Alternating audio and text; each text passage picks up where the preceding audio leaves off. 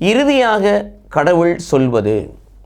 இயேசு கிறிஸ்துவுக்குள் பிரியமான என் சகோதர சகோதரிகளே, இந்த நிமிட நட்சத்திரக்கு இயேசுவின் நாமத்தில் நான் உங்களை அன்போடு அழைக்கிறேன். இறுதியாக கடவுள் சொல்வது, மகிழ்ச்சியாயிருங்கள். ஆம், என்ன சூழ்நிலை நெகட்டிவாக இருந்தாலும்,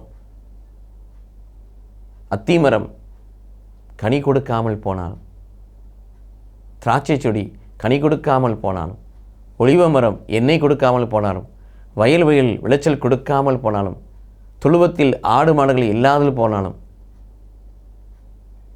நான் களி கூறுவேன், ஆண்டவருக்குள் மகிழ்ச்சியாயிருப்பேன்.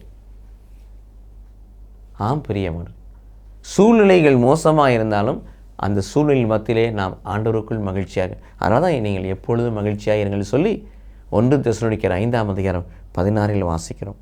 நம்முடைய நடையை சீர்படுத்த வேண்டுமா? லூக்கா நற்செய்தி 9:23 பிரகாரம் சுயத்தை மறுத்து நமக்கு கொடுக்கப்பட்ட சிலுவை சுமந்து ஆண்டவர் வழியில் செல்ல வேண்டும்.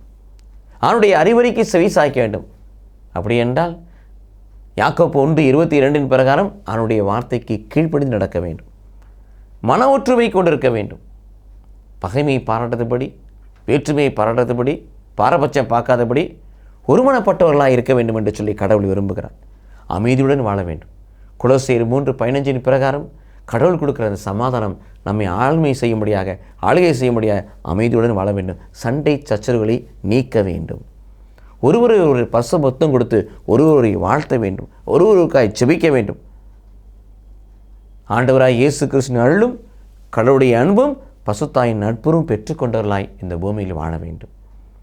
இதுதான் இறுதியாக கடவுள் சொல்வது. இவ்விதமாய் வாழுகின்ற பொழுது நாம் கடவுளுடைய பார்வையிலே அலங்கரிக்கப்பட்ட மணமகளாய் மாறுவோம். மணமகனாய் வருகிற இயேசு கிறிஸ்து நம்மை அழைத்துச் செல்வார்.